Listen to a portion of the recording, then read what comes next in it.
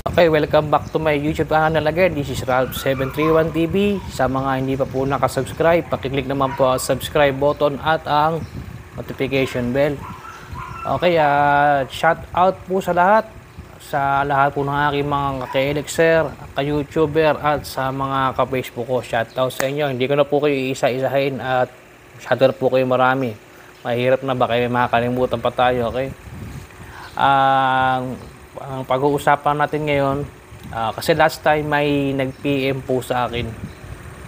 Ito, may nag-PM sa akin. Nagkatanong ng baseline po ng Jetings.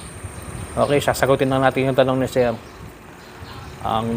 Alam niyo po kasi, hindi po ako naniniwala din sa baseline po na yan.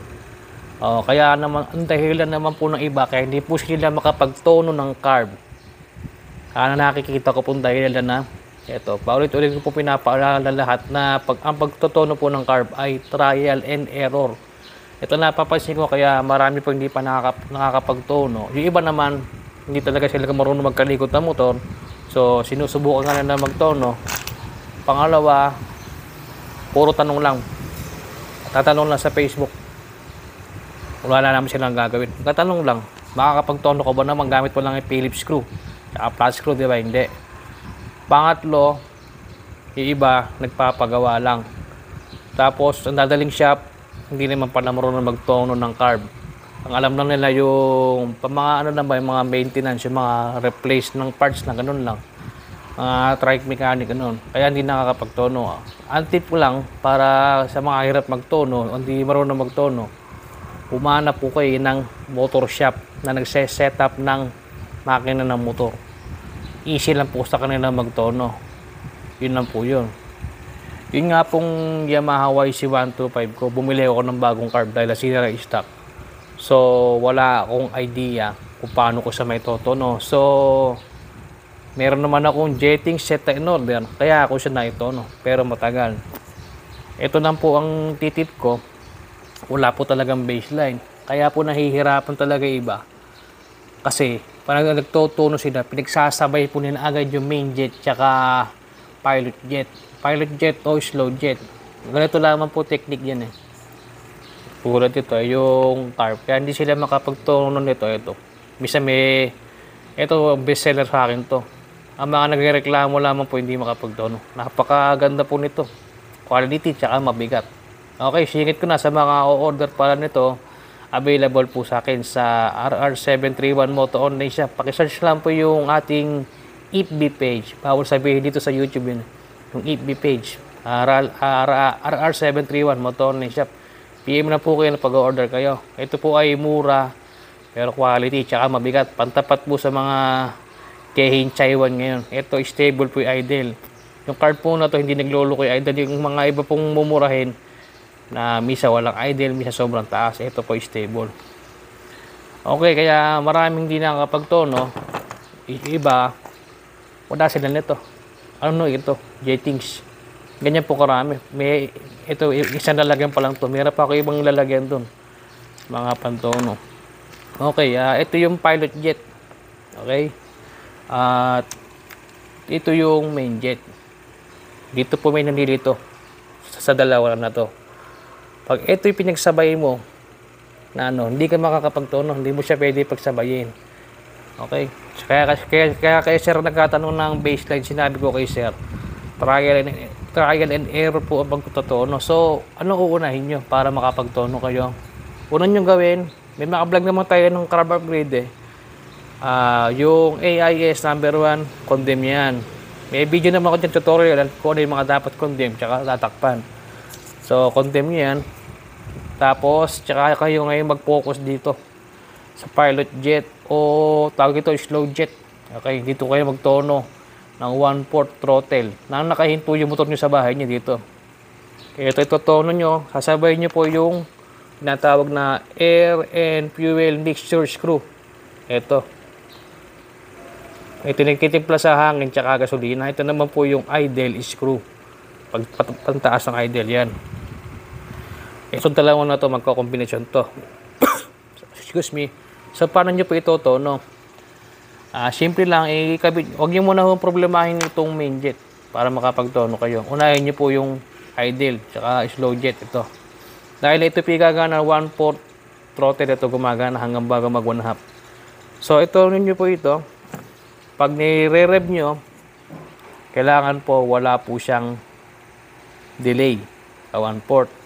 Yun, walang delay. Tapos pinaka-the best, pag tinono nyo po ito, ang pagtutono po nito, mag-the-best yung sa umaga, hindi pa siya umaandar. Yan, yung air and fuel mixture screw. Kasi pag sumobra kayo ng hangin naman dito, sumobra kayo nilabas dyan. Dyan na nga po yung nagkakaproblema sila na mahirap daw paandarin pag umaga hard starting. Yan po yun. So, kailangan mahuli nyo po yung tamang pihit, yung tamang timpla. Kailangan pag umaga, hindi kayo mahirapan. Pag kasi sobrang labas yan, ay mahihirapan kayo. Halos hindi kami sumusobra sa pihit na uno. Pero nakadepende pa rin po ito sa pilot jet. Kaya titimplahin yan. Pag kunyari sumobra kayo labas, ayaw umandar sa umaga, ang gagawin nyo po, ipasok nyo, pihitin nyo po ito ng clockwise, dahan-dahan, 0.5. Yun, pag umandar sa cold start, yun na yun. Tapos, pag uminit na yung makina, magtotono ulit kayo rito. Doon yung makukuha yung tamang tono. Kaya, dalawang factor po yun. Yung cold sa cold start, tsaka sa warm na engine. Doon kayo magtotono. Tapos, yun nga, pag nilagay nyo to, tsaka nyo ganyan, habang tinotono nyo to, pakikiramdaman nyo yung throttle habang pinipihit nyo. Kailangan walang delay. Okay, yung mga iba, hindi nyo na kailangan bumili ng pilot jet dahil lang pilot jet po ng stock car ay kakasya po sa round slide at sa flat slide. Parehas lang po sila. Parehas lang tread size tsaka size. Ang ganito po ng stock carb is number 38. Pero depende pa rin po yun. Kaya sinasabi ko po, pagtotoo ng carb, trial and error po. Depende pa rin po yun. Tulad niya, kung nakatira ka sa mataas sa lugar, malamig sa inyo, iba ang tono ng jetings mo. Iba ang tono ng nasa kapatagan at mainit na lugar. Kaya factor din po yung altitude tsaka temperature. Ngayon, punta naman tayo sa main jet. Ito. Saan nga ba ito tinotono to? Kung ano, okay. Main jet tayo. Okay, kunyari example line, naitono nyo na po itong pilot jet dito. Okay na siya. Sa 1/4 throttle, nire-rev nyo sa garahe nyo. Dito naman tayo sa main jet. Paano nyo malalaman kung ano magiging tono, okay? Tsaka ito pala, kailangan nyo mag-plug read. Pag nag-road test kayo, plug read kayo pag uwi.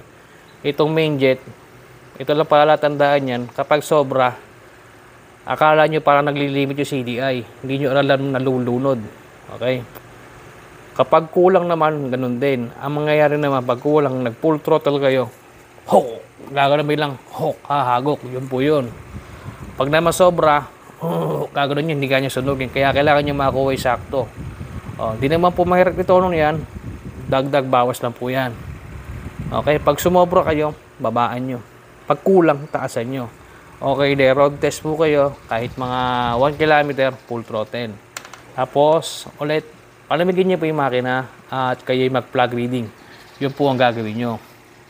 Okay, pag nag-plug reading kayo, makikita nyo na po, wala tayong spark plug dito. Example lang po, ititip ng spark plug. Nakita nyo po maitim. Maitim yung gitna.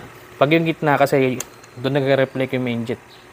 Doon po sa gitna. Nakita nyo maitim. So, pwede kayo magbaba. Kunyari, ang nakalagay 115. Subukan nyo muna mag 112. Pag kulang pa din sa baba, gawin nyo 110. Magkulang pa rin 108. Basta dahan-dahan. Basta makikita nyo. Kasi sa spark plug, yung paggilid naman yung nakita nyo maitim. Diyan naman po nagre-reflect yung dito sa idle jet, pilot jet. Pag maitim nyo, big sabihin, reach po yung idle, tsaka 1/4 throttle. So, ganun lang po magtono. Iba kasi kaya hindi po makapagtono. Natatakot ba sila? Ayan, kailangan nyo po ng jetting set para makapagtono kayo. Hindi po pwede yung touch screw, Phillips screw lang, hindi kayo makapagtono. Kaya ito naipon to. Matagalan sa akin mga jetting set to. Pag nagtotono ko, minsan nasasayang binibili ko, bibilin ko. Diba yung bibilin ko ganun? Sayang, di ba? Teka lang po. Tumatawag. Okay, balik tayo. May tumatawag po sa cellphone ko. Okay. Kaya po yung iba, ito, nagkakamali, balik tayo. Ito, naipon yung mga main jet, mga pinagbibili ko. Kasi hindi nyo nga po alam eh.